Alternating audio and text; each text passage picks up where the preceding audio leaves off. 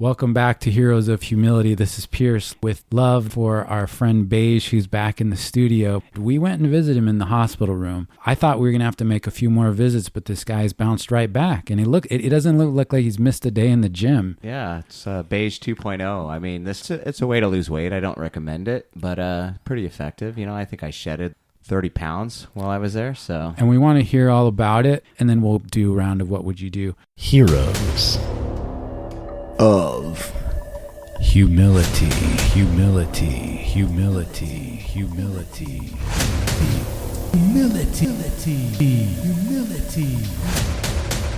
This is not a charade. This is real. These words you are about to hear are coming from real humans on a mission to save the human race from itself. Buckle up while these delusional heroes of humility, aka hoes, attempt to right the wrongs in everyday human behavior.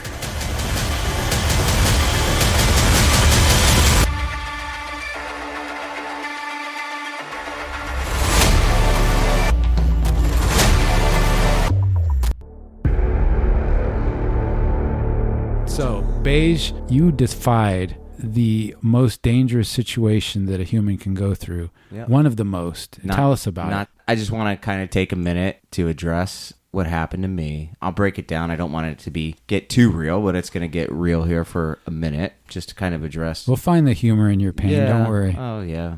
I mean, you got to laugh. We're just glad to have you back, dude. It is... Oh, yeah. Man. Yeah. I'm glad to be back. I didn't want to show you how worried I was. Honestly, this was in doubt for a little bit for me. And so I'm glad to be here.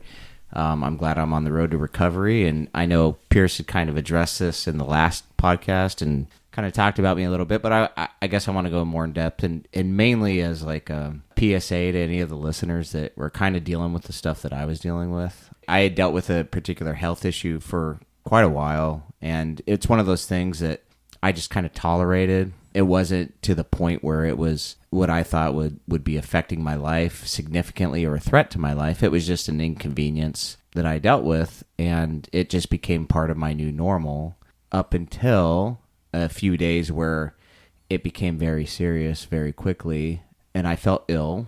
So I started suffering with extreme fatigue, and I think I even addressed this on one of the previous podcasts where we were talking about, you know, my workouts and you know, thinking it was keto and stuff and kind of incorporating carbs again and talking about, like, I would go to the gym and I'd walk up 2 flights of stairs to go to the weight room. And after that walk up the flight of stairs, I would be exhausted. I would be breathing heavy. And even a couple times when you came here, you were slurring your words. Yeah, I mean, you even noticed it. You're like, dude, sleepy. You look tired. You look exhausted. And me being me, and maybe, you know, I've heard this before, kind of a typical guy response is that, you know, you don't want to necessarily admit something seriously wrong. So everything that happens, you kind of rationalize that to something else. Oh, I'm waking up early to go to work. Of course I'm tired. You know, that makes sense. Or, you know, I'm doing keto and I don't have carbs. So of course I don't have energy. That makes sense. You know, so there's all these things that, like, you know something's wrong, but you're using what you want to believe is the excuse rather than going to the doctor and addressing that because potentially something could be more serious. Is it like because of the discomfort of accepting it, or is it just because you're too busy and you don't want to be bothered? I mean, I'm pretty busy right now in my life. I got a lot of different things going on. What do you think caused you to hesitate to recognize what was happening? It's a mindset, dude. It's like you just get caught in this, and I've never been a big fan of doctors. And then I developed that whole thing where I'm like, you know, half the time doctors, they're on the hook for, you know, prescribing medicine. So I kind of had a negative view of the healthcare industry anyways. I felt like a lot of things were kind of guided by money, and it's just money gets an influence in medical care. And I'm like, well, how does that affect your quality of medical care? Can you trust your doctor to have your best interest, or is there a bottom line that's the interest? So a lot of that is that, but it's just living a life and feeling I'm like a healthy dude. Like on the outside, I'm this bigger guy, I got muscles and stuff, and I look very healthy, and I don't want to square that with feeling unhealthy on the inside. So it's this mental disconnect where mentally I feel like I'm the dude who presents on the outside. And what I'm feeling on the inside is just I'm rationalizing that away because I'm healthy. Look at me, I'm healthy. Like, there's no problem. I got my blood pressure checked. I'm good on my blood pressure. I got this checked, that checked, and I'm good. So I don't want to admit to myself there's a problem. And one day, about a month ago, I was in a situation at work where I basically, that choice was no longer mine to ignore that.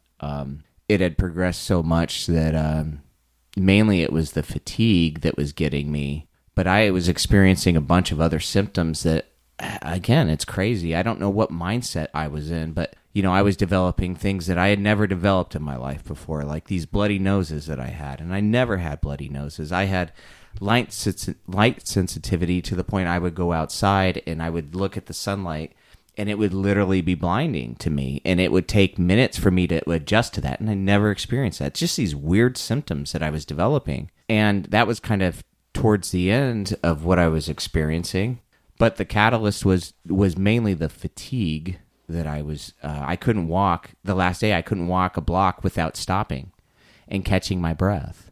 I would walk half a block, stop, catch my breath, and then walk another half a block and have to take a minute to catch my breath. And I had a colleague that I was working with that I had worked with her before, and she had basically known me from before and known me to be a very physically fit dude and all this stuff. And now she saw me in a health state that was alarming to her. And she was very concerned about my health, and she had offered to, after we had done our meeting that day, had offered me to walk me back to my car because she was so concerned that I couldn't make it. Yeah, it's kind of crazy. And then walk me back, when we got to my car, again, just seeing how bad I was, offering to take me to the hospital. And it was that alarming to her how I was. And so for me, I had chosen to ignore this for so long that eventually it got to a point, and pretty much within the course of a week, about a week up until that point, it was weird. I flew to Montana the week before, and I'm thankful that this didn't happen when I was in Montana. I spent time in a small town there. Because you were by yourself. And I was by myself exploring Montana and going to like Missoula and Glacier and doing this all by myself. And if this would have became a dire circumstance in Montana, I was in a small town. I just think like proper medical care would have at least been delayed at that point, because I would have had to been transported to a large town and everything. And literally this all came to a head within about 5 days of me getting back to a large city where we're at now. And I just, I'm kind of all over the place right now, but that alone, these are things that happened during these circumstances that are just a series of coincidences that led me to actually go to the emergency room and get checked out and get proper care. And all these things, numerous things would have had to happen right, and they did for me to honestly be here today. So I don't look at that and say that, oh, that's just a coincidence. Like I really, I really believe that there was divine intervention that was occurring. This whole process has renewed my faith in a creator, and I call that creator God. It has renewed my faith in that because so much stuff had to happen and had to go right. In a particular way. Yeah, in a particular way for me, honestly, to be here today. Yeah.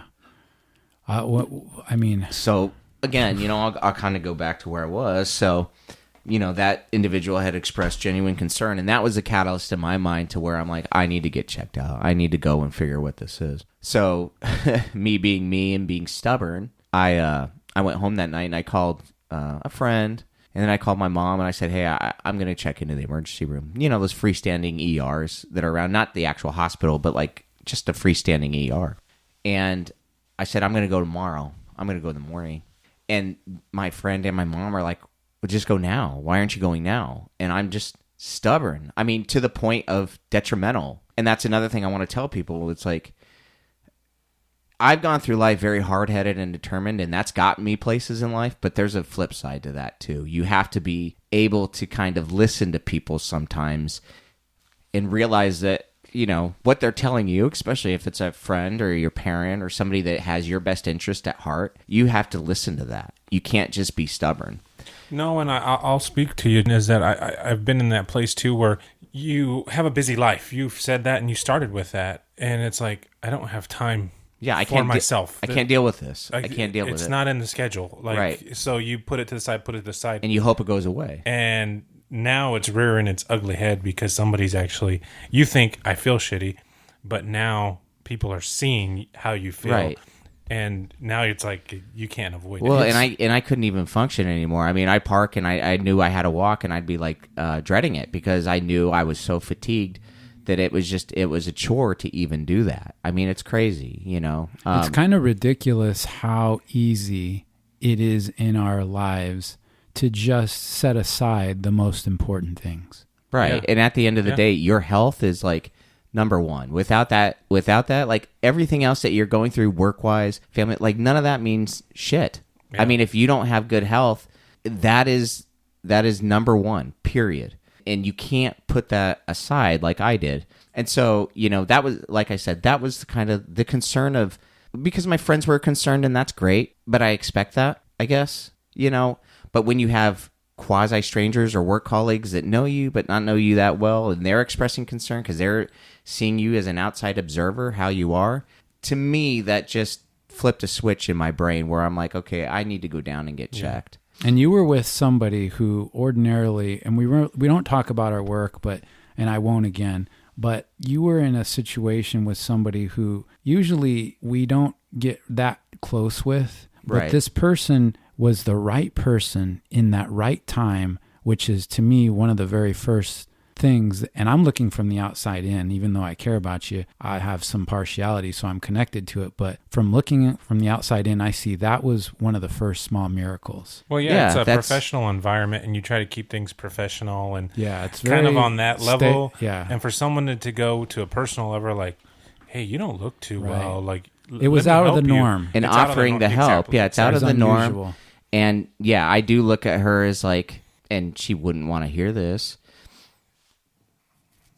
But I do look at her as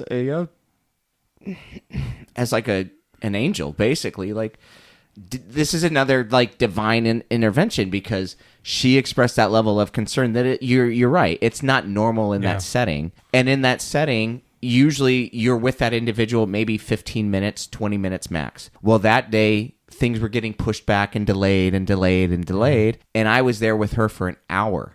And so that kind of gave enough time for her to really get a sense, I think, of how I was doing, because it wasn't a short meeting. It was an hour long. And during the duration of that meeting, she really grew very concerned. And that alone, is another coincidence. Like, that has literally never happened to me in that setting where I've been delayed like that. That happened that day. And from me being able to wait to come back here to get really sick, her being the right person at the right time, that being delayed, these are all small miracles that occurred that led the dominoes that led me to get to the point where it's like, okay, it's time to go in and get seen. And I got seen at the right place. I had the right person concerned about me. All this stuff happened, and this is the silver lining of what I will go into a little bit later, but this is the silver lining of my renewal of faith in God. I introduce a lot of personable tactics with people because I don't like us being robots in our work or whatever. And I even have a hard time being too personable with the position, the title, the employment position that this woman held in the work and the objective that you were doing. It's usually more stoic and very transactional. Right. You have a purpose. You're there to achieve that purpose, and everything else is, you just don't deal with it, And there are implications that require you to have this very mechanical exchange. So my understanding from when I talked to you is that she didn't even feel comfortable letting you go. She wanted to see that you were driven somewhere. She even offered to drive you. Well, she insisted on walking with me back to my car, because she was so concerned about my state of health at that time. So, honestly, I think she was probably concerned that I would leave and I would collapse. So you went home, and that night they convinced you, your mom and a friend, that you should go. And we didn't even know. We thought you were still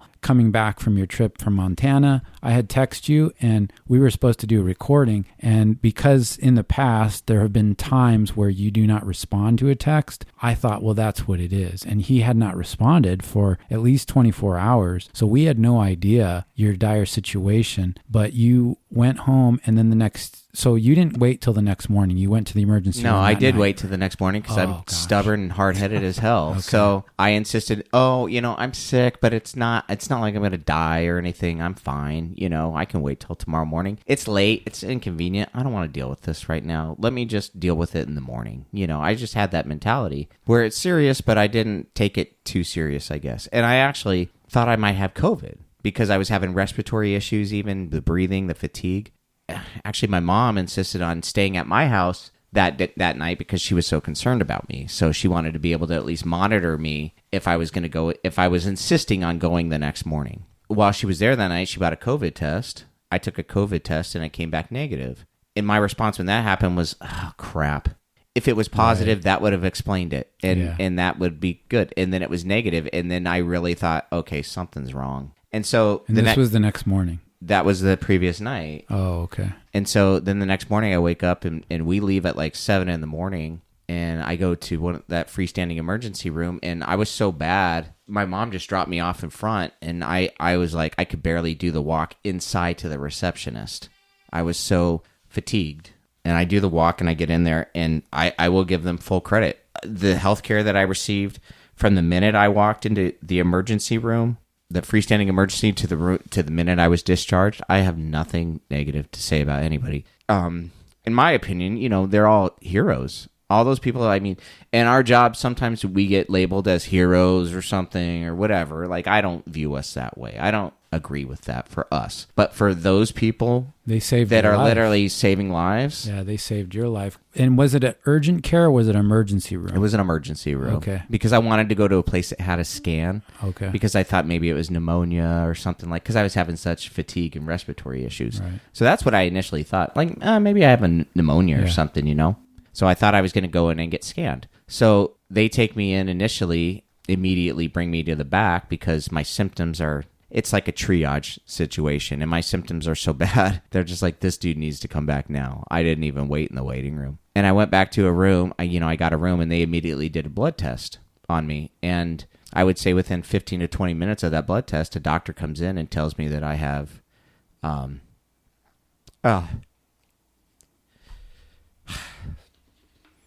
Sorry. Thanks for telling the story, dude. I know it's... Yeah, it's hard to relive this, but I hate you having to go through it again. But he comes in and tells me that I have complete kidney failure. Well, that's got to be tough to hear, man. Well... Yeah, especially coming from a guy who's into fitness and doing this and really trying to take care of himself and eating right and going to the gym, and for a doctor to come in and tell you that, yeah, it's pretty devastating. But that's why I felt so terrible, because people don't realize, if you have kidney failure, there's a lot of things that go wrong in your body. Your kidneys are responsible for a lot of things. And I'll give you a second, but you may not know this, or maybe your listeners don't know. I didn't really think about it much until I was thinking more about your condition, and I did some research. But when you piss, it's not water coming from water that's been deposited somewhere and not used and gone to your bladder. Urine comes directly from blood. It is it's actually in blood. Your blood, urine is coming from your blood first after it's been through your body. So anything that has to be filtered in your body is going directly through your blood, and that has to happen so that you can get nutrients and things. And that then goes through your kidneys. So your kidneys are what's responsible for you. Yeah, your kidneys are the filtration unit for your whole body, and your body is always making toxins. What people don't realize is, say you work out and you're building muscle, well, a byproduct of that is toxins that are created that your body must eliminate, and it eliminates it through urination that happens from the kidneys functioning properly. One of the things... And I don't want to get into the weeds on this, but one of the things that is an indicative of your kidney function is what's called creatinine. And creatinine is what is produced when you work out and you break down muscle. And it's also indicative of, say, you take supplements like creatine and these protein shakes, that all ups your creatinine levels. And if you have fully functioning kidneys and everything's fine, that's fine. And you can generally eliminate that. It's still hard on your kidneys because they're doing a lot of extra work.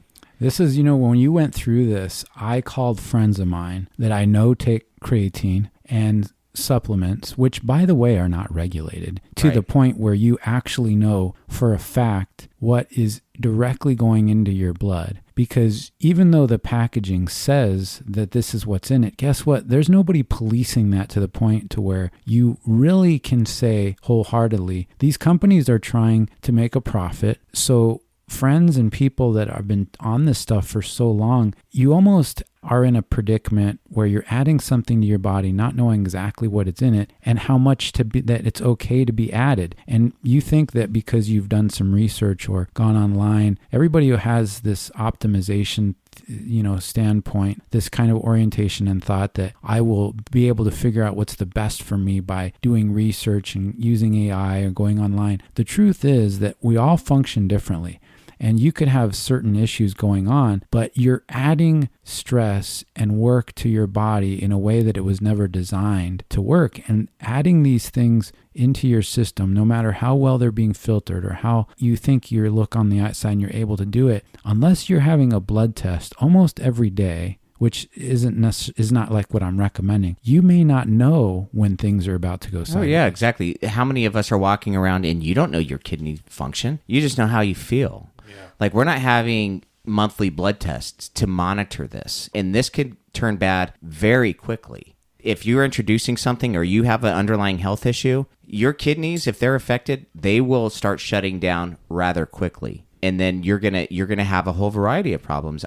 That's what happened to me, and I guess, and I want to say I actually did go to the doctor prior to this, and this is how messed up my mindset was. And I'm telling everybody this because I'm hoping that maybe this resonates with somebody that's listening and that is kind of in a similar situation that I was, where you kind of get in this mindset and you don't want to hear anything that challenges that. So I actually went to the doctor previously and I had a blood test, and my levels that were indicating compromised kidney functions were up. Not to dire level yet, but they were up, that I was having issues with my kidneys. But at that point, I really didn't feel the symptoms yet, right? So the doctor had recommended that I stop the creatine, that I stop the extra protein, that I stop doing the weight training so much. Well, me, that's what I do. That's everything. Like, that's me. That's just part of my life. That's my routine. I'm not giving that up. If I give that up, then who am I?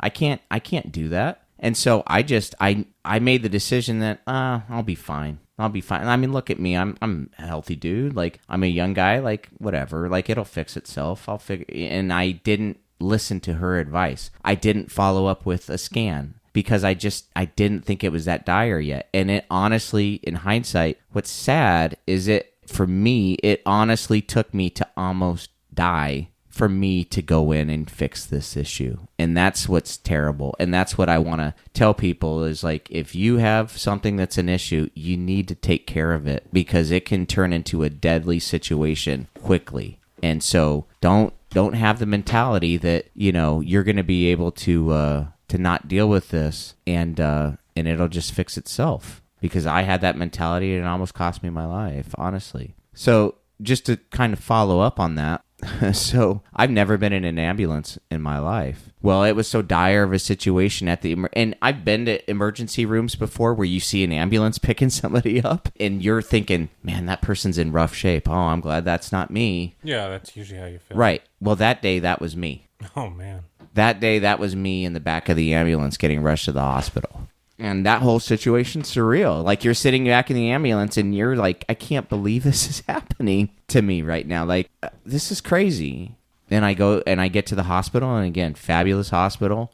These people are heroes. They saved my life. But I get to the hospital and I had to get emergency dialysis done to help clean my blood. But it was so toxic, they couldn't clean it all right away. They had to do multiple sessions of dialysis to get me down to a level that was even acceptable. Part of what people don't understand is your kidneys regulate your red blood cell level. So most of the people that have kidney issues are extremely anemic. And so I think what was manifesting in these symptoms I was having was I was extremely anemic. My red blood cell level was like way low, and that's what was causing the breathlessness and the lack of oxygen and everything, because I just didn't have the red blood cells I needed, and that carries oxygen to your lungs and everything else, and if you don't have it, you're going to have those symptoms. So not only did I need emergency dialysis, I also needed multiple blood transfusions just to save my life.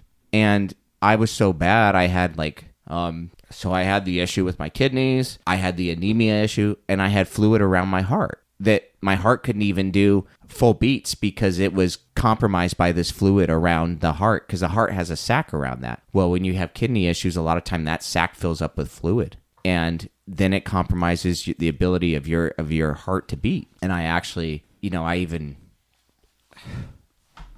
crazy. Like I went into AFib, and they were concerned I was going to have a heart attack. That can definitely be a scary situation. And so I was dealing with multiple issues on my health front. A lot of people, it's so bad, a lot of people don't make it. They decided to put me in a medically induced coma, like extreme sedation, and I was asleep for 3 days. I woke up, and I think my mom was in the corner, and I woke up, and I'm like, hey, what's going on? And I think I felt like I had just taken a nap. Like, that's what happened. It was 3 days later. Man.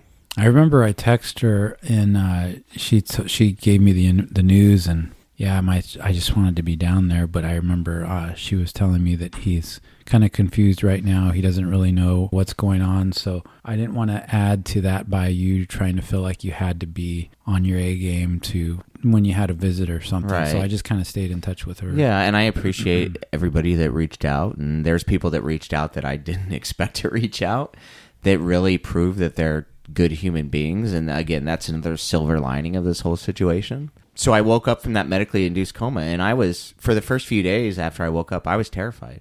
I have multiple kids. I woke up and I still was afraid that I was going to die, that I was not going to make it. And I'm dealing with like brain fog and everything. And just like I had a tube down my throat for 4 days. And I woke up from that and my body doesn't work.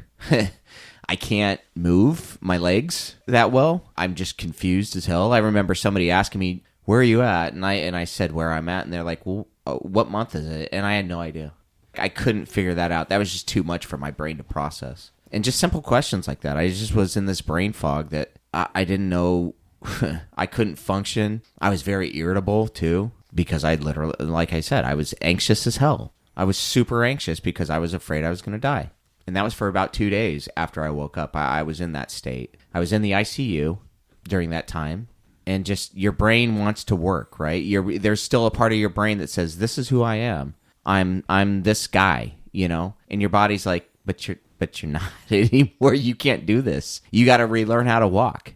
I literally had to relearn how to swallow, because when you're sedated like that for that long, you lose the ability to swallow. Your brain has to relearn how to do that. And there's a big concern in the hospital that you're going to drink water or eat food and it's going to go down your windpipe, and now you're going to develop a pneumonia. And that kills people too. People don't realize that. Stuff like that will kill somebody. And so I had to drink special water that was thick, and I could only drink or eat like mush, for like the first few days, because there was a big concern that everything would go down the wrong pipe. And my voice was messed up terrible for a few days because my vocal cords were damaged. Here I am, like, just, in my bed, could barely walk. Finally, I would get to the point, like, PT would come or a nurse would come, and she'd help me walk. And I could only make it, like, 10 yards at first. And I had a walker, and it's like a baby. Like, it's like a baby learning how to walk again.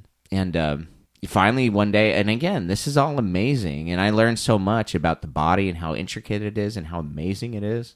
I had dialysis one day. I was still feeling terrible, and they came into my room and they did another session of dialysis where they cleaned my blood. And I woke up from that, and it's like I could walk again. It wasn't perfect, but I could walk again, and your brain just like clicks. Wow. It's amazing, and it's great, and I'm grateful that I experienced this, because you probably experienced this stuff as a baby. but you don't know you don't remember that. You don't know the process. But as an adult, you're basically a baby again, learning how to do all this again, you know, and how amazing it is, where it's almost like overnight, where your brain's like, this is how you do it, dude. And then I'm like, I get the walker, and I make full laps around the level, and I'm like kind of good to go. And then within a day, it's like, I don't need the walker anymore, you know, and I can walk again, and I can eat solid foods again. And these are all little victories that, you know, for me, I never thought eating solid food would be a victory. Oh yeah, dude, it's a victory. You're able to do a lot of the cool things that you're doing, and just even that I'm here studio. right now. Yeah, you know? It's pretty sweet, and we're still with you on your journey to complete recovery, and it'll happen over time. Well, and I'm still going through stuff, and I'm on the road to recovery, and things are all trending in the right direction. But I've been through it, and one thing I will say that's like, dude, once you have a serious medical condition, your dignity's out the window, bro. You had mentioned certain procedures you had before. It's like there's no dignity. Your dignity's done, dude. When they're forcing something very small up a hole that was never intended. That hole was only intended to put. It's one way to bring things out, not to be going in the other direction. Exactly. There's certain highways in your body that it's only for leaving. One-way traffic. It's for going to a destination. It's not for coming. There's no return trips on this highway, and when you have to have something returning in there, it's not. I remember going into your room, and the first time you saw me, I was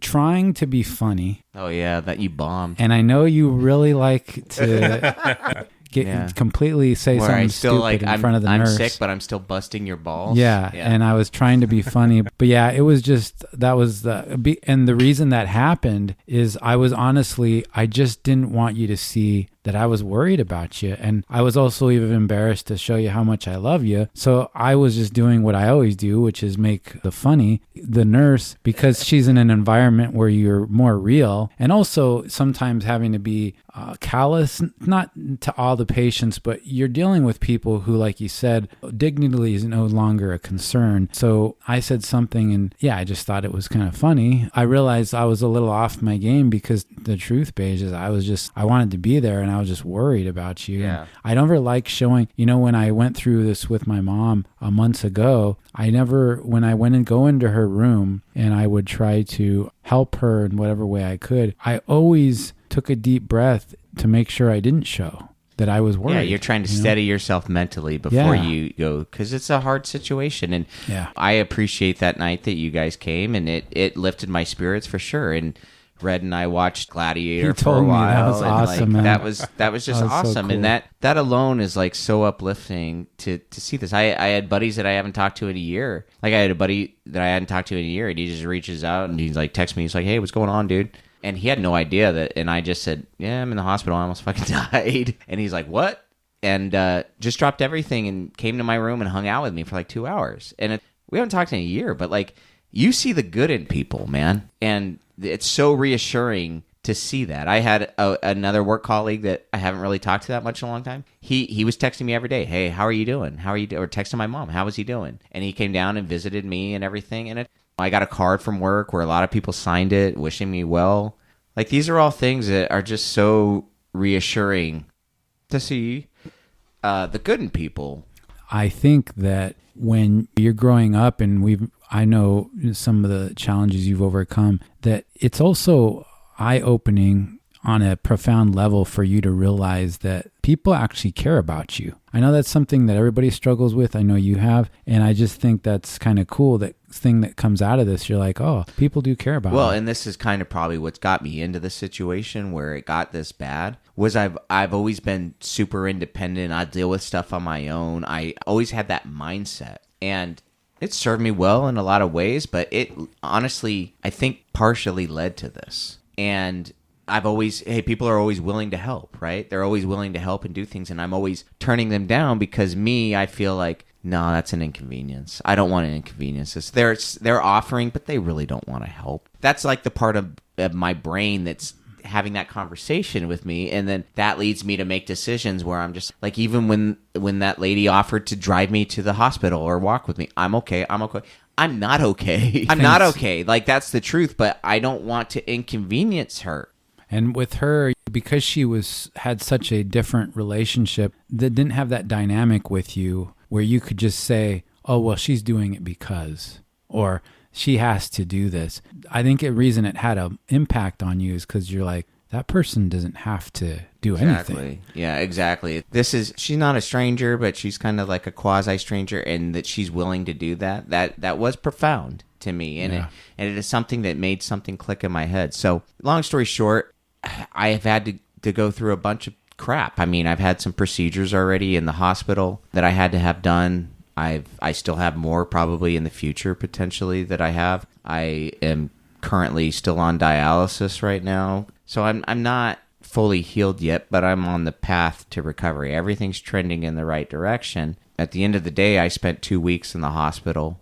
I was just very eager to get out, and nothing bad to say about the doctors or nurses. I mean, they're all great. And I had a doctor basically tell me, if you would have waited another day or two, you probably wouldn't have made it. You know? Which is crazy to think about since you're a young guy and physically fit. Yeah. But it's times like this that I think, Beige, that you do realize, and it sounds kind of silly, but when you talked about it, you said some things that kind of struck with me, where you realize these relationships, whether they're romantic or friendship or, a sibling or, a mom that's reaching out to you, those are the people that you really can count on in these bad times. And those are your number ones that you keep going back to. And sometimes the ones that reach out were kind of new to you and you weren't expecting it. Those relationships are the ones that will last a lifetime. And you also have to realize that those also mean the same to you as it does to them. And so it's not an inconvenience. And I know sometimes the way you're meaning it is like, you know what? Everybody's got a busy life.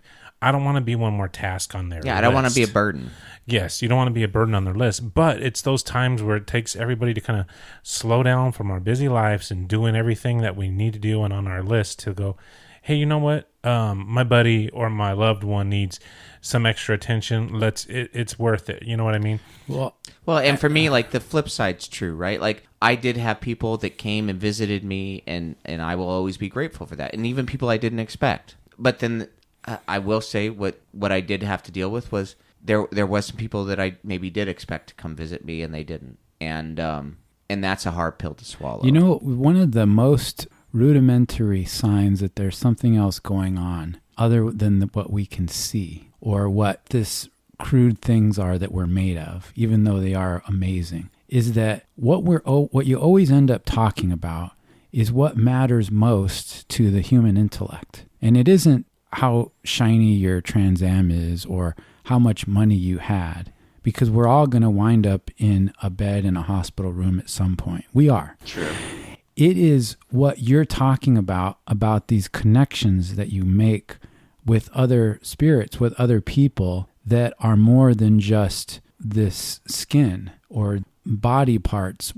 There's something else going on, and you get at it when you start to have connections with people and realize that those are the things that mean the most to you. And as you start to appreciate those more, you realize that's all there really is to our lives.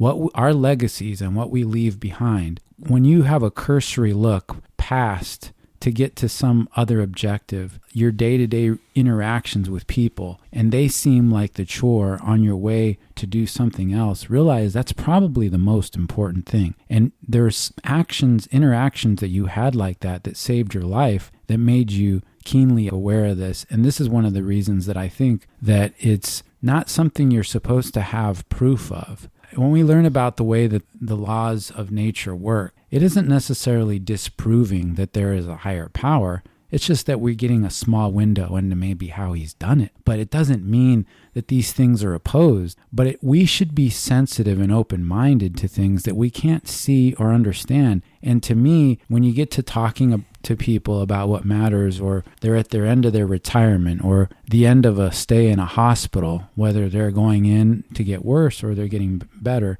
this is what you usually hear about. It's these interactions and these relationships that you've made, the ones that you hurt from the most because they didn't show up, or the ones that you're surprised because they were a peer that you didn't think would be bothering you and coming to your room, and you start to realize that's what matters. Well, and either way, you're upset maybe that somebody didn't show up, or you're grateful that other people showed up. either way, that's a feeling, right? That's a feeling you're experiencing. You are experiencing life at that point. I don't want to be a individual that doesn't have emotion. I don't want to, sit in the bed and have nobody see me and not expect anybody to see me. Like, that's not what I want. I realized after the fact, I want to build those relationships. And sometimes you build relationships and you're let down. And that's okay. Yeah, that's part of it, because guess what? Most people are not perfect. And that imperfection translates into a lot of evil and bad stuff that we see on the day-to-day reg. So that might help you have some grace with it. And that's kind of what our podcast is about finding the humor and the ways to laugh at that lapse of grace and imperfection. Yeah, even though we're not laughing a lot right now, but Well, we'll no, get back thanks to a laughing. lot. And I Beige, think yeah. you guys are hitting on it to where, whether it's a hospital visit or a silly bathroom etiquette thing we may be talking about, or something funny at the gym, it's all parts of life. It's possibly something going on around us that has way more meaning than we realize, and we all just got to take a ride on that roller coaster sometimes. If it wasn't so important and indicative of something more powerful, then why does it matter to us so much? Why does it have such an impact on us? Why is it the thing that we're all after, which is not the latest, the most pristine model of classic car? These are our endeavors, but at the end of it, what's really means the most to you? Well, and for me, even since I've been out of the hospital, it's been very important to me to nurture the relationships that I do have already, and to also put myself out there to experience new relationships, that might lead to hurt. That might lead to joy. I don't know at this point. I don't know. You don't know when you make a new friend. You don't know when you maybe would go on a date or have a romantic interest or anything like that. You don't know where that's leading. But you can't be scared to the point where you don't even try. And a lot of people, I think, are stuck in that. And then at the end of the day, your regret is going to be you didn't try. Not that you tried and it didn't work out. Yeah. Because again, that's life. And what I realized too is I'm also going through a situation where I'm trying to sell my home. And I'm seeing everything that I've accumulated materially for 15 years. And what I realize is if I'm not here tomorrow, this is now a burden on who's behind. Oh, man. These items were important to me, but I'm not here to experience this anymore, and somebody has to clean up my shit. Yeah. And so it's really gotten me to the point where it's like I'm simplifying my life right now. My life got way too complicated, and I was honestly, I'm going to be real with everybody right now because I'm hoping that this helps somebody. When you're dealing with trauma or abuse of some situation, or you're not in a good situation, you ultimately will develop behaviors that are coping mechanisms for that. And a lot of times those are not healthy coping mechanisms. It's not, for me, it was like going to the gym. Well, that's great, but you can overdo that too. Like that, honestly, you can. But there's, a coping mechanism for a lot of people. They turn to drugs. They turn to alcohol to cope with what's going on, and that's not a healthy situation. And that could lead to all these things. For me, I think my coping mechanism was buying stuff, treating myself to things to make me feel good because I didn't feel good, Mm-hmm. And so I just bought way too much crap. And I look at the stuff that I'm going through right now to get my house ready, and I'm like, I cannot believe how much stuff I have. And it's sad because what I see is is a hurt, broken person that bought all this stuff. Can you imagine what kind of a sick, hurt, disgusting human being somebody could buy As he some looks Van around Halen his shoes? Yeah, try buy all to the Star Wars imagine? memorabilia here. I just finished showing you guys my Van Halen shoes, and I was all excited that I had. But dude, but honestly, think about it, Pierce. If you passed, who's dealing with this? yeah, and you gotta kind of think about that. And, Right. and what's important is experience. It's Yeah. not material things. Right. Like hey, I'm gonna meet the guys, and we're gonna go to a car show. Mm-hmm. Like that's an experience. That's a good. Like that's what you should be investing in. Yeah. Not this stuff that somebody's gonna have to deal with when you die.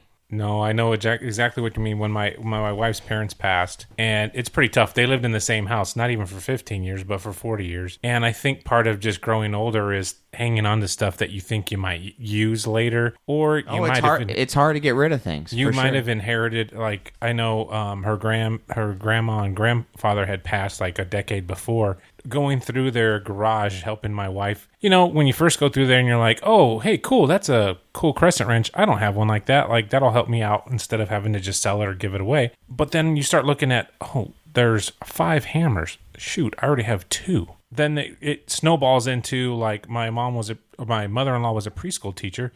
She had cabinets full of activities for kids with price tags still on it. And she had been retired before. I thought you were going to say she had cabinets full of hammers. As a preschool teacher. Why do you need 5 hammers? Well, I'm saying her father was a woodworker, as a hobbyist, a woodworker, so he had a bunch of woodworking tools. But like to Beige's point, at the end of the day, your granddaughter, who she had no idea would ever probably be going through, some of her stuff in her daughter's garage. And again, I agree with, because I know I can definitely, there are some things like I have to have and the materialistic things, but I know for my wife for sure, she kind of turned into, there were some things that she was getting rid of. I was like, wow, how can you, well, after going through 30 plus items, how can you say you need to hang on to this one item and then you keep saying that 50 times over? There has to be a point to where, like, okay, hey, I took a picture of it, I have a memory of it, and I can no longer hold on to this because it's not this, the item doesn't represent that person. It is the experience. It's the time that you spent with that person, not the actual object. Now, I don't mean get rid of all your objects, but like curtail it down to a few. Because like I said, we all kind of, it becomes a burden onto your family. And it was like, her parents would have never wanted that to be a burden for Well, and there's her, useful things. It's so like, do I have a pair of hiking boots? Yeah, because I enjoy hiking. And I might cultivate relationships with people because we go hiking together. But I need a good pair of shoes. Like, I need that. I can't go hiking in flip-flops. You know what I mean? Like, so will I have one good... But do I need 10 hiking shoes? No, I don't. I need one good pair. No, and I can agree with you, too, and I have more than one. Exactly. And so you kind of get warped with, it's like, why do I need 10 because I like the color of this one or something? It gets away from utility. And, like, the utility of the object is, yeah, I need it because I enjoy hiking. Like, it's an experience. It helps me with my experience. And so you really have to get to a point where it's like, what do I want and what do I need? Well, if there's one thing we've really learned during this episode is that you guys do have a lot to work on. You're mired down in the shallowest components of what man has created. As your Batman costume is staring me in the face. Materialistic, and you have to get rid of things. And I hope the best for you guys. I think you'll get through it okay. Oh, what was that, Kit? I am the voice of Night Industry. Oh, so I'm sorry. That was my Knight Rider car talking to us. But yeah, that was first AI, ladies and gentlemen, back in the 80s before there was such a thing as AI. But yeah, I just think that you guys have come a long way. I think you'll get better. Do you guys want to do... No, let me just close this. I'm just going to impart some closing points on this, basically what I've learned, and maybe if somebody's listening, they can take what I've learned and hopefully learn a lesson, A, probably what not to do, and maybe B, what to do. So anybody listening, if you have an issue, if you have a health issue, don't put it off, because it's not going to get better, and one thing can lead to something else in your body, and before you know it, it's a serious situation. So if you have a health issue, don't worry about the pain at the doctor. Like, that was a big thing for me too, was, oh, this is going to be painful. I don't want to deal with this, And that's just cowardly, dude. Like, that's cowardly of me to have thought that. Now I don't give a crap. But if you have an issue, take care of it. Your dignity's out the window. Who cares, dude? Get over it. Get over the pride. Get over all this bullshit. Like, just take care of it. B, learn what's valuable in life. And that's your relationships, and that's your experiences, and that's really what you're going to have in the end, and you're going to remember all this material crap. Unless you need it, yeah, you need a car, you need the hiking boots, you need that, but you don't need 10 cars, you don't need 10 hiking boots. You value the experiences and the relationships over the material things. I don't know. That's words from the wise from Yeah, Beige. I mean, there's a Yeah. lot of nuggets of truth and help in this one. Hopefully bring people to a good place. The thing about Heroes of Humility, we set out to be hunky-dory, laughing at trite observations that we think deserve a harder look because people really act badly sometimes in society, but we only pick things that we think we can easily laugh at. But there are things that we still need to laugh at that are not as easy to laugh at. And Beige going through this was not as easy to laugh at. Even when I came in and tried to make some jokes in this room, we saw that that's not always easy to laugh. The nurse had a problem laughing, and that's her problem. I mean, because she just didn't know she didn't know what was funny. You know, and so she didn't appreciate your comedic timing. Dude. Yeah, but it's just this has been a real conviction on you guys and your materialism, and on her poor sense of humor. One day, I'm sure I'll find out what maybe my errors are, or the things that I don't do that well. Well, you know what? Let's the talk hair's about, on point today. I will tell you that. Let's talk about that, because we talk about like nurses. That's all and the let's time say we have, though. medical staff. Yeah. But like, you got to think about it, especially like their job. But you could put that in other jobs where you are in the zone, like you're focused, you're in a work. Can you imagine? I think she was really busy. She's popping in and out of different rooms, and so her mind is going on the technical aspect. And some guy dressed in the 80s outfit talks about a little joke, and so she's sorry she didn't get it, and Well, you're making it real simple, but it was more complicated than that. You weren't there at the time, but I just I think it's important to recognize that we're all growing as human beings and hopefully getting to a better place. I may never get there, but that's okay. You guys still love me the way I am in all my imperfections. No, but she could have walked away and then started laughing as soon as she left the room. Yeah, and my delivery was off because, again, I was worried about Beige. And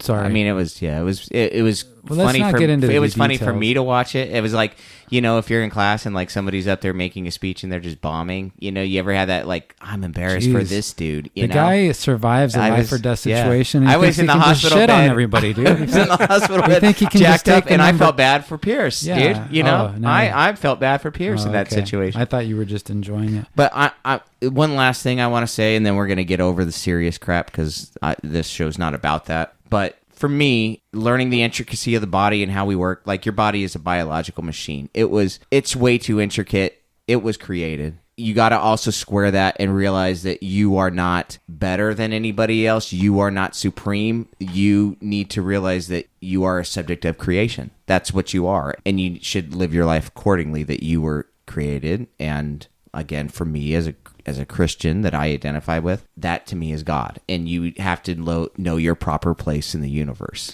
Be nice to people, man. That's all you have in this world is do you want to be remembered as somebody that when you walk in your room, people are like, oh, here comes Pierce again, this tool. Yeah, this guy's going to bomb again. Yeah, he's going to try to be funny again. God forbid.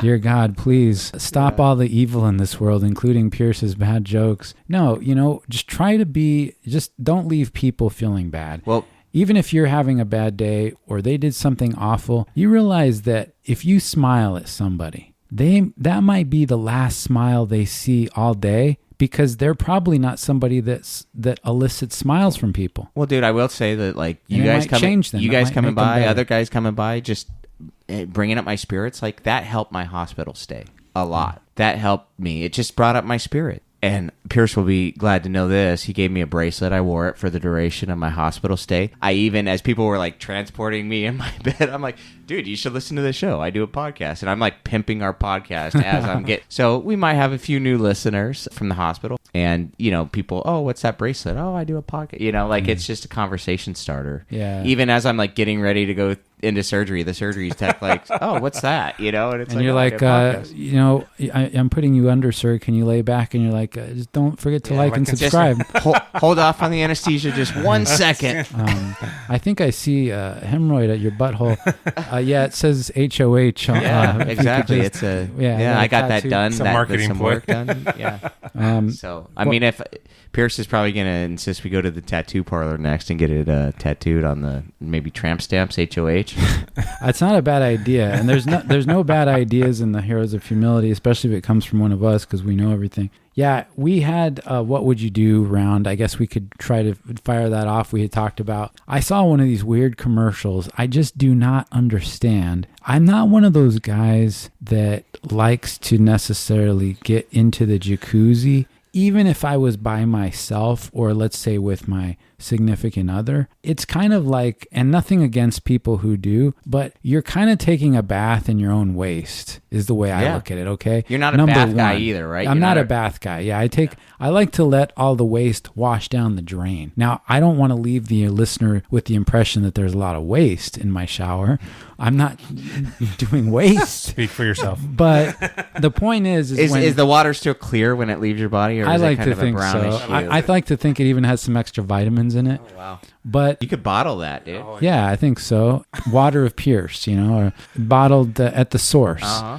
But I think that the important thing is that I don't want to just sit in my own Filth. amoebas that have been, so I don't do that. But the idea of a jacuzzi to me is that. And I don't care how much boiling or chemicals, which I don't want on my body to begin with, will help hamper that amoeba-like concern. Well, is it at the issue. proper temperature, or is it at the temperature that's just right for bacterial growth? Oh, there you go. Are we how going do we high know? enough to kill it? How or do are we even just- know? And who's are going to we- verify Yeah, that? are we just fostering bacterial growth? And if you get into somebody else's jacuzzi, who knows what kind of freak show thing they're running in their jacuzzi or what chemical. So I just don't get, but I saw like a commercial where people were, and I also watched The Price is Right. And this is these jacuzzis they had back, even the 80s. I like to watch the Bob Barker years. It's funny. But this idea of the jacuzzi, I just think is way overhyped.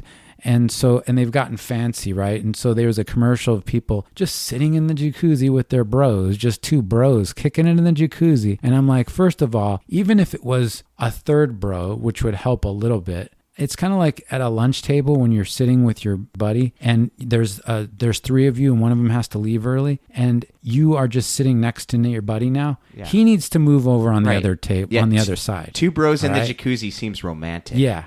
There's something wrong. Even if you had a third bro, like it just so. And I also that bro needs to be sitting way on the other side of the table when you're eating. Well, guess what? Same thing in the jacuzzi. So when I saw the commercial and their two bros, they could have easily put their hand around each other. I'm not saying there's anything wrong with that. I'm just saying I don't want to see. So when not to mention his filth too. Yeah, we're all sitting with the filth. So, okay, now let's say it's co-ed, and let's say that you have some other people. My what would you do scenario is, what if you see unsat jacuzzi conduct, what do you do? Now, here's a few items that would seem to me to fall under that what would they call frowned upon jacuzzi conduct. Now, this is coming from somebody who doesn't get in jacuzzis, but in what the commercials or the things I've seen, I can imagine that this is the kind of thing that you definitely wouldn't want to see.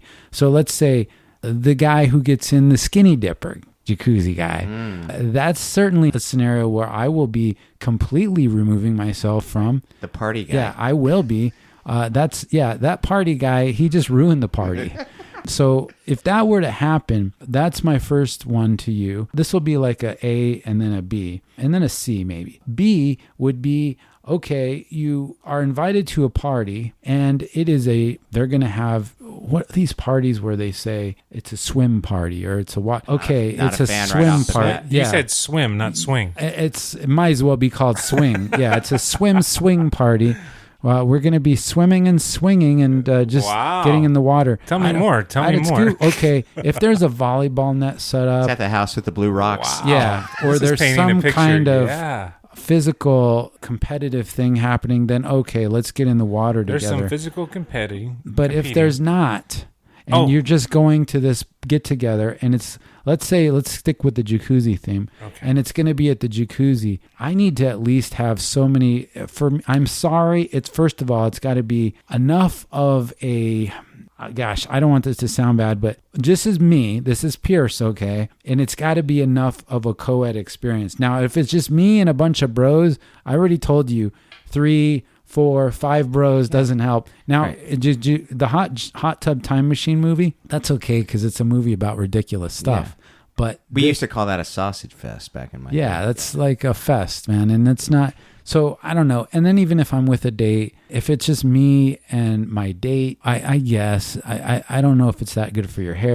Would you to ask your date? When's the last time you showered? No. Yeah, I would say, did you shower before you came over to my jacuzzi? Do you wipe pretty well after a what's bee? your on wiping Yeah. scenario? What's your wiping? Describe your process for me. What are there any oils on your body? The jacuzzi may not kill. What kind of oil did that? That always sparks the romance. Did that moisturizer you put on? Did it have any carcinogens Right. that now are going to go into the water and then maybe touch my bod? Right. You're going to create a superbug. Yeah. What if they go, and then what if the guy who goes into the jacuzzi who is skinny dipped? What if one of those carcinogens goes into his butthole or his pee hole or some other orifice? I'm using those as a dramatic illustration of things go into your body. Have you ever heard somebody say, don't put anything on your hair or on your body that you wouldn't mind eating? Well, to me, same thing. If you're going to put, so I'm just saying if one of these scenarios that I just described, and here's the third one, I said I was going to have it A, B, and C. I want to hear what your guys' reactions to how you'd handle this. Maybe this is not a big deal for you. Maybe this is not a big deal to our listeners. I don't know if they should be listening to this show, but here's the third one, touching in the jacuzzi. If I feel a graze on my knee, Like a sexual graze? it might as well be sexual. If I feel it in my mind, it's already a porn. So don't, if you touch me, Yeah, that's how they boy. yeah, if you That's touch how they me, start. That's how they yeah, start. that for it sure. always starts with like, a platonic touch of our kneecaps. Oops. No, dude. if I feel a touch of my I kneecap, like it. Tell me more. Let's say somebody just dropped something in the jacuzzi, and it might as well be the same as if I was in the ocean. I felt a shark, because that's not something I want to feel. Right. Was You're- it- Yeah. Was You're it hopping out. slippery dude. and slick? I don't. Yeah, let's just assume it probably was because it's in the water, dude. Holy Yeah, if it's slippery and slick. Yeah, you shouldn't be. So, okay, so here are the three scenarios in case we forgot from my blowhard discussion going on and on. If you go to a party and there's a jacuzzi party, how do you handle that? If somebody skinny dips, how do you handle that? How do you handle it if you get in there? Oh gosh, I thought of another one. What if somebody's disgusting and they get in the jacuzzi? You know they're disgusting. Like they're using it for a bath. Yeah, you can tell they've never showered, let alone gotten. Now they're going to get in the jacuzzi, They're which now they're unkempt. you're just all sitting in your bathing, Wow. disgusting water, or you have somebody touch you. So examine these possibilities, Beige, and tell me how you would. Now you've just been through a death-defying situation. Maybe you'll have a better perspective, but these things would trouble me. So I would say at some point in time, I have a rash excuse is coming up. I can't get in. I have a good contagious rash. Yeah, so you you're know? a hero because you won't expose everybody else to I don't your want to expose. filth. I'm doing you a favor. I have an issue. Probably not best for the jacuzzi Yeah. right now. You know, you kind of let people down slow, and Yeah. you just, it's not you, it's me. Explosive basically. diarrhea. It's- Sorry, I can't get in the jacuzzi. As far as This is the sound for our game. I forgot to Yeah. play it before we did. What would you do? Oh, Okay, go ahead. perfect time. the naked guy getting in, that's just unsat social behavior. dude. Yeah. Like, how old are we? Yeah. Well said, dude. I mean, are we well 18 years old here, buddy? Yeah. You know, what are we doing Yeah. with this? Your peen is going into the water Right. already. That Right. already bothers me. Now I have to look at You it. probably urinate in the pool as well. That's my assumption at Do that you point. yeah. You're out of control, buddy. Yeah. Yeah. What a freaking idiot. And I wouldn't have a problem calling him out, dude. Yeah. I would call him out Good. to his face. What are you doing with your peen out, bro? Yeah. This isn't a peen party. Everybody's, and that's, I don't know, dude. So if And there's then too the many third- bros, Yeah. too many. I mean, the ratio's got to be on, Okay, dude. all I right. mean, again, you know, this was the problem in college, right? In Red, you might be able to confirm, or even Pierce. You throw a party, and it's just like, it's a sausage fest, dude. It's like all dudes. Yeah. And you're like, It's not going where to are be the a very ladies popular at here, party man? either. You know?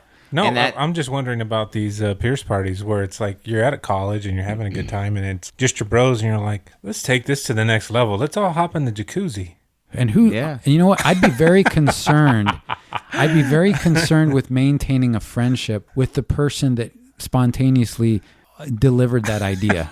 Like, I'm worried about what is this person? How does their mind function?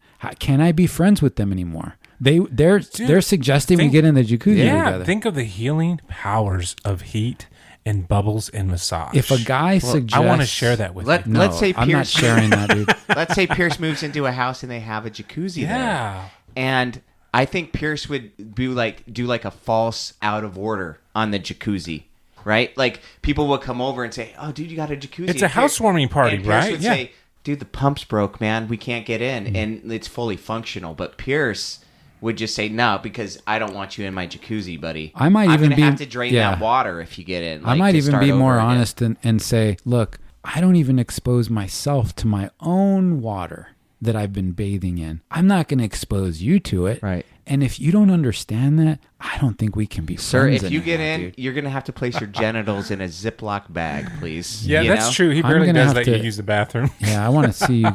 I want to make sure that you showered today before you get in my jacuzzi. Yeah, there's gonna Did be you like a shower today? checklist. You're gonna Yeah. have a checklist. Fill out right? this form real quick. Yeah. And then I got a waiver for you. Right. And the chemicals that I'd be using in there are not going to be strong enough to kill whatever renegade bacteria you have. So if anything, if I had a jacuzzi, it would just be like a few sprinkles of salt. I wouldn't want chlorine on my sitting in Yeah, chlorine. it's very like hard. I have a water filtration system that purposely removes the chlorine. I'm not going to go soak in it. But you're clean, and these people are not up to your standard that are getting I hate in. to say it like that because it makes me sound like an elitist. Gosh. Yeah. But Very elitist. yes. I don't know. Yeah, it sounds bad, but I just And don't. then you would have to say, okay, you're going to get in my jacuzzi. You realize that I'm going to have to drain the water after you leave. Yeah, right? what a waste of and I'm water. going to have to refill that with fresh water. It's an You ecological need to agree to pay the money for the water, please. Yeah, and you've just harmed. It's an ecological disaster. You have just committed by you making me waste all that water. Right. Even my water filtration system doesn't work that way. The water doesn't get wasted. Right. It stays. It's all one system. It stays. It doesn't expel water. And you're placing your butt cheeks on a particular portion of my jacuzzi. That's going to have to get professionally cleaned. Yeah, maybe even cut off and then a new one put on, like a new seat. And what happens when, I could see the form. Okay, what did you put on your body today? When did you take your last shower? Are you a disgusto? Right. What's your wiping like? Yeah, please describe your wiping procedure. It's an essay. Are you a front to back or back to front? Yeah. Whoa, Are you do you use whoa. do you use coconut? Or you use water? Do you spritz? Do you blow on it? Are blow you it dry? are you familiar with the term bidet? Yeah. Yeah. Do you have any, what do they call those things on your butthole that Whoa. doesn't need to be, Hey, this is a show for kids. Well, and I will tell you, like if you had a pool party, because I have a pool at my house. that's what it was called, a pool Yeah, party. If you had a pool party, Speedo guy's showing up, dude. Oh, I don't, there's Everybody's certain wearing the board shorts, but then Speedo guy has to come out, Yeah. dude. You're out, buddy. aberrant shorts, dude. You're out at There's that certain point. people I don't even want to see in their swim stuff, Like I like having a mystery about what my friends might What look if he's like under their European, clothes. dude? You're not being very open. He's a Oh, European culture! guy. You're not being culturally Oh, aware. now I can't now it's only Americans involved in my jacuzzi. Well, like I don't want to leave people out, but the easiest way to avoid that is you just don't have a party that has any water involved that you're sitting in. Oh wow, this and sounds really then fun. Tell me more. soaking in, yeah. I mean, the party is above ground, It's not. Yeah. All the fun stuff I usually do. So, like, if you had a pool at your house and you had a party, it's like, okay, you can stay in the lawn Just area. look at it. Just the lawn area. We're gonna roll that cover over the pool. Yeah. We're Yeah. just gonna. That's don't just even out of think about it. service. Yeah. I don't want anything mixing from your body getting to mine through the water. It's that simple. It is. It's really that It's like a simple. conduit of germs. It is. It's just like transfer. It's almost like, you remember in the Willy Wonka movie, Willy Wonka and the Chocolate Factory, where they went into the machine and then it transported the little boy across the room and then he wound up on the other place and it shrunk him. To me, the water is like that medium. It transfers whatever is going from your body to my body, and I don't want that. Right. And then you get a rash and you're like, what is this? I go to a lot of trouble to avoid what's on other people's bodies coming to my body. Okay. Now, of course, there have been certain situations where that was not the concern. And those are romantic romantic situations. Okay, Right. You're willing to. the romance. There's a Sacrifice. waiver. There's a Wait a waiver in second. those Yes. situations. This sounds And very even- contradictory. You And know? even then, I don't necessarily have my female partner fill out a form, but I have already Are filled you it out in fresh? my mind. Are you fresh, man? Yes, I've already filled it out in my mind. I've wait a second. been able to assess their answers by the questions or my observations. I think Red's got a question here. Yeah. I mean, I don't want to get into the weeds of Excuse me, how ma'am. Pierce That's a small makes survey. love. I don't think we need to get into the ways, the tactics that Pierce uses in the boudoir. But I'm just saying, there are certain things that why are you inviting? This is the way animals behave, okay? We're not animals. We just Right. talked about this. We have more of a There's still some class higher, involved here. there's something higher going on. Right. And so We're not just exchanging fluids willy-nilly. You Yeah. obviously haven't You know- taken a trip to the bad side of town, have you? two monkeys rubbing their peens on each other in the water. It's like, that's what I picture a jacuzzi. Basically, you might as well just have your bro wipe his peen on you. Well, dude, and the worst is like, say you go to an Airbnb that's like a nice cabin in the mountains. Like a big selling point is jacuzzi, Yeah, I've been to those. Yeah. Right. And now you get in it and you're like, has this been cleaned? Who's the last tenants Do you that go- were in this jacuzzi, you know? Do you Yeah. go to a jacuzzi party, Beige? Would you? I mean, I've never been to a Partaken in that? jacuzzi party that would be- specifically. But I mean, who's throwing it? Is it a lady? If it's all ladies, I guess. I mean, I maybe would go if it's all Well, ladies. yeah, come on now. As long as they sign the waiver, I mean, I'm all about it. If it's just me and like 10 ladies in the jacuzzi, that If doesn't I sound go, too if bad. I go to a jacuzzi party, I know the form would sound incumbent on the guest to fill out. But I, as a guest, would bring my form and have the homeowner fill it out, and I'd want to see the answers before I exactly. got in their jacuzzi. When's the last time this jacuzzi's been professionally cleaned? Yeah. Or almost like an elevator. I want to see the certificate of cleaning. Ooh, You know, right, the on inspection jacuzzi. certificate. That's yeah. the what. That's the way they should be doing those But parties. don't you feel like that's a false sense of assurance? Yeah, I mean, who believes a certificate? Even in the elevator, I'm like, really? Okay, how do we know? That's I guess my point. Yeah, is that's to a it. copy. Yeah. That's Yeah. just a copy. Carbon Yeah, copy. you Yeah. PDF'd it and changed the date. The difference is I have to get in an elevator. I don't have to get into your bathing water. I don't have to do What that. if you get into an elevator and it's like a copy of the certificates in the office? You're like, oh shit, time to take Or the what stairs? if you get in the elevator and the copy of the certificate's like 5 years old? Oh, And I you're would like, just- damn, this thing You know didn't what? pass inspection, dude, in the past 5 years. There Did I was risk it? these companies try to get away with things that nobody will ever do because they're like, who's going to ever do? I'm that guy. So sometimes what I like my cable company, we've had our cable kind of go out conveniently between like at late hours, right? And I call up and I'm like, hey, cable's not working, bro. I'm up at 2 a.m., dude. Need a- this need a needs- credit. Yeah. Need you to throw a credit Right. my way. I know you thought I'd be asleep, but I'm up, bro. That's the only way. That's the only thing That's that if the way, I just yeah. finished soaking my oats, they have to soak for 10 hours. When is it, And I put jacuzzi my or what? TV on and it's not streaming very quickly. And the internet just went out. Guess what? I'm calling the cable company. Credit. $11. Oh, yes, sir.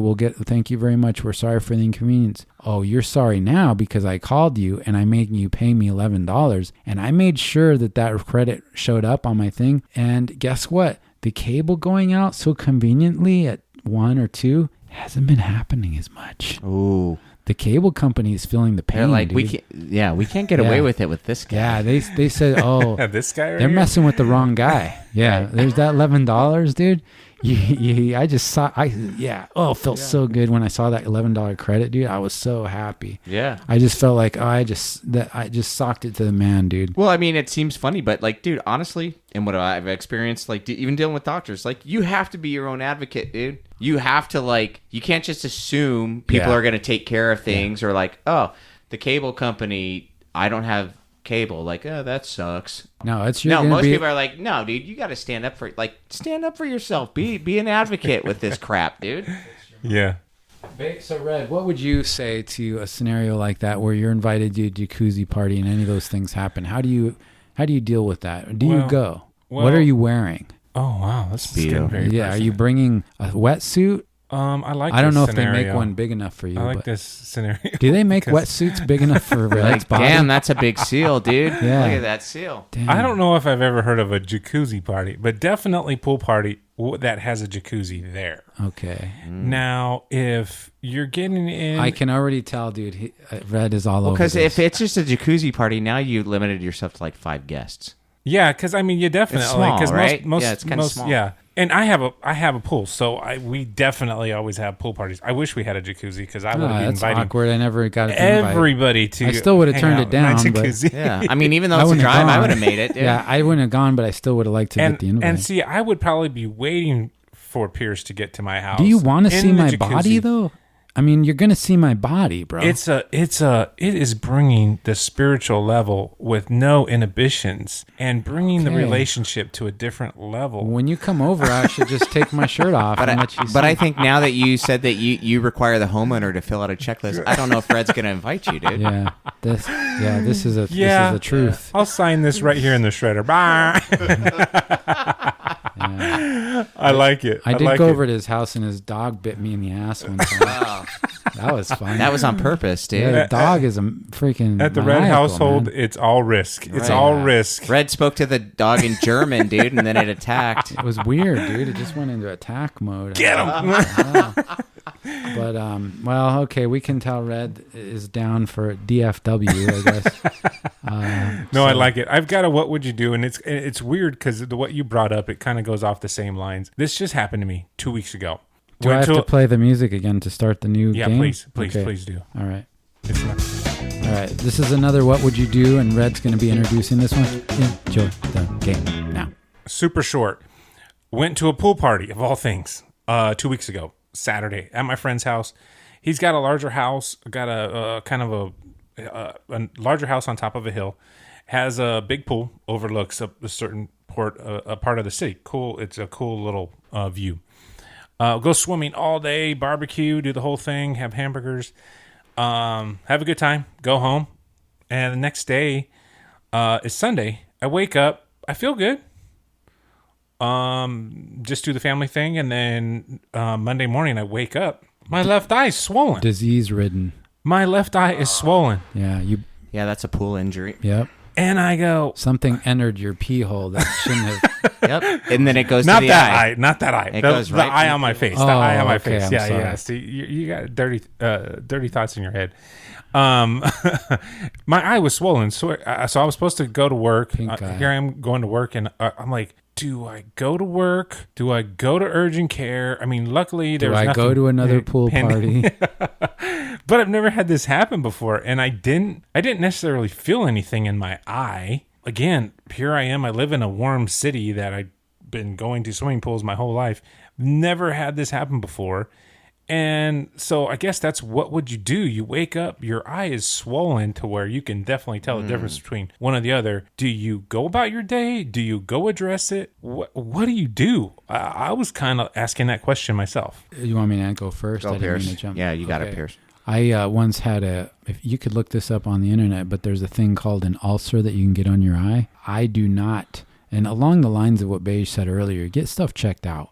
But when you have something wrong with your eye like that, you get checked out, because guess what? It could lead to blindness. And if you get an ulcer in your eye, which is something that has irritated it to the point of where you're getting an ulcer on your eye, you could go blind from that. And it could be the difference between a day to, hours. So yeah, you get that checked out. I probably wouldn't have been at the pool party. That's okay.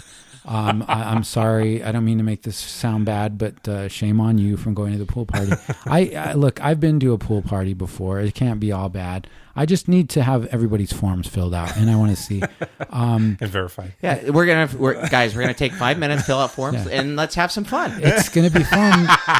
Right after I collect all your forms. Doesn't it take, when you take your kids to the jumpy little trampoline business and you have to sign, it takes all the fun away. You're like, yeah, we're going to go jumping. Yeah. Or If saw little these Timmy forms. breaks his neck, we're not liable. Have a good time. Yeah. I wanted to go one of those dodgeball places, because with the trampolines, and I'd like to do that, but I was thinking about, staff and, certain things. Oh yeah, for sure. MRSA, dude. Yeah. But, I think in that situation, I would definitely go get checked out, and I would be probably, I don't know if you've learned your lesson, now, and you don't go to pool parties so regularly. I think your own pool party is fine, but look, to me, that's just, inviting a possibility that I'd be thinking, and I want to hear what really happened, because I'm wondering, was it because of the pool party? I don't know. Or who knows what they put in the water? What if you got something in your eye that was too much Clorox? Maybe they used Clorox instead of chlorine. I like it.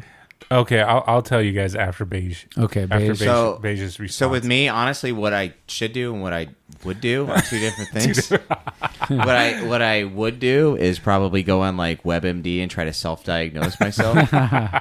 What I should do is This guy hasn't learned anything. right. What I should do is just go to the hospital for the peace of mind. It's like, Yeah. and it gets to the point like with me, it's like every time you go to the doctor, it's like $50 copay, please. And you're just like, dude, like, and one issue, you have like 5 appointments and it's $50 a piece, and then if you have to go to the hospital, $300, please. And you're like, dude, this is crazy, bro. Like even my copays. And so that alone sucks, but it is what it is. It's worth the $50 for the peace of mind. Yeah. Yeah. Thank you, And then, drive-thru. are there additional symptoms? Do you have mucus in the eye? It was a little crusty when I woke up. Because that could be like pink eye, bro. How long ago was this? 2 weeks. I kind of got a little crying when I came over today, and I went. It's only been 2 weeks. Oh Yeah. He's been there's pink eye all over this Dude, place. I should have had you fill out a form before you even came. Now I got to have you guys fill out forms for above water activities. It's too late, bro. All above, all below. This form. He's been spreading eye mucus everywhere, dude. I sneezed from my eye right on the microphone, bro. Damn, dude. This form now is required for all who enter Pierce's studio, and it's I like whether it. we're above water or below water. You must fill this out, and there will be a lie detection system used to evaluate your answers, randomly picked at the owner's choice. Dude. What if you showed up to a pool party and it's just like one of those kiddie pools, dude? The plastic ones that they sell. Above ground. You sell at Kmart for like $25. In My above big ground. ass. Yeah, and the guy's like, dude, pool party, bro. Come on over. You're going to be getting even more germs too from that. Oh, that's a germ soup. Never dude. mind the microplastics that are in the water from the above ground, pool. That's just put. At least with a real pool, you have some hard material. That's not actually. You're not actually getting plastics, but those plastics are going. I'm sorry, I keep saying peen, but plastics are going up your peen. Dude, you got to worry about the peen, dude. I mean, there's no shame in that. Well, I actually got in my car to go to work, and something just told me like, dude, I look like a clown. I got one eye, I can barely. I have to kind of force open to look through it. So it doesn't hurt. But I went to an urgent care because I'm like, this is just ridiculous. Good. But What happened? He looked in my eye, and I thought maybe there's like something in it that I couldn't see. They looked at it. It's got to be skin infection or something. You were swimming. Something got into your eye or something. Obviously, your eye didn't like. Gave you some ointment, antibiotic, and good to go, dude. Like good to go. Oh, well, that's awesome. So it just kills all your gut flora that you've taken months to establish by taking a bacteria, an antibiotic that was meant to destroy everything in your body that you shouldn't do. And then you also, isn't it ironic that you can't see what's in your eye? Like your eyes are meant to see the world, but unfortunately they couldn't save you from yourself by allowing you to see what's in them. Well, and then when Red's walking around, it's like people are like, dude, did you get in a fight?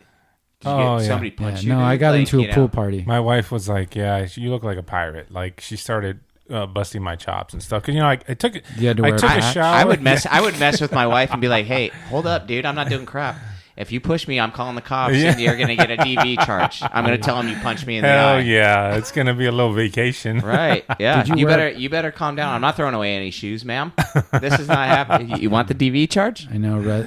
Did you have to wear a patch over your eye? No, luckily Ooh, it pirate actually. style. I mean, he actually, didn't have to, but he did. I ended up going in. I don't know why. It's a 'cause good conversation starter. I went in to the office for like a minute, and I'm like, what am I doing here? I'm out. Like, see ya. It's not worth it.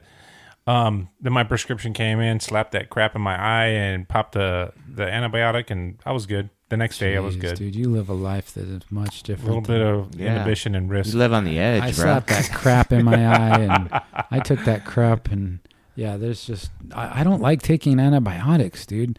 I there's so many things I do to foster in a very loving way all the things that are in part of my gut that allow me to process the nutrients. I don't want to be taking anything that decimates all that, even before I had to go do my colonoscopy a while back, and I was even regretting that, that I had to take something that ridded my body of all these things that I've been cultivating with a lot of love for months. You told me you and took years. great pleasure in the procedure. You told him, please keep me awake. Yeah. I want to know what you're doing. I want to feel I was afraid that satisfaction. who knows what was happening to me while I was out. Somebody could have been making tender love to my body when I was under, you just don't know what's going on, dude. Well, it's like those, you don't know what your housekeeper's doing to your hotel room when you're not there. Dude, I always put my tooth. Yeah, I always put my do not disturb, dude. I don't care if I'm there for like 4 days. That do not disturb is going on the door. She's probably bouncing on Pierce's bed just like before she she makes it all up real nice and just jumps all over the bed with her bare feet. People argue, she didn't have time to take your toothbrush and put it in her butthole or in her toilet. Anus, yeah. But I always say it only takes a few seconds. It only takes a few seconds to put your toothbrush. But then you can just sniff the toothbrush. Yeah, dude. just you're like, your own good. ass. It passes the sniff test. Dude. I usually just take the toothbrush and lock it up. In the safe. Secured in the safe. Next to the gun. The gun and the toothbrush. I have a special place that allows me to lock my material up in my suitcase and nobody can get to it. So that's just your toothbrush. I even do what that about with the my other comb. items? I do that with my comb. Lock up the comb. Yeah, because what if that's true? I don't even want her Deodorant, touching. dude. Where's she running? Where's she rolling that, dude? She just, under her arm. She forgot. She maybe put some under her extra. arm. Hopefully, just her arm. Yeah, but if she puts it on her arm, that's got to be thrown out. I like it. I'm not mixing her. We just talked about how we're not mixing things from other people's body to my body. Yeah, that's a transferring process. She didn't want to smell. She just needed a little bit of little scent just to help her through the day, bro. Thank you for listening to this is a very abrupt ending. We're almost going to be going into a second hour here. Yeah, Beige just kind of monopolized unfortunately 75% of this episode. Sorry. But I think we managed to really find some humor, and that's the job. That's what Heroes is all about. I certainly laughed at you guys and all your imperfections, and I hope everybody else enjoyed that as well. We'll try to find out what mine are in the next episode, perhaps, when we actually talk about lies. I think we'll go ahead and do our topic of talking about humans that lie and how they're good and bad next time. We'll talk about how we make life too complicated. Some things to look forward to. Yeah, that sounds good, man. I got a few of those. And you can check us out on Instagram, on Facebook. You could subscribe like a normal human being, and you could give us a feedback. If your feedback isn't good, don't give it to us. Right. Give us the positive stuff. Yeah, just positive feedback only, please. Just leave positivity in the world. Don't get on there and say, Pierce, you talk too long, or Beige, you bummed me out with your story of dying, or Red, you're too big, and your pool party your shoes fixation. are a size 14. That's a natural, Red. Don't say things that are negative is the point. Leave positivity in the world, and be cool by being kind, I guess is what I'm saying. This is Pierce signing off with Beige. Red. Adios. Take care.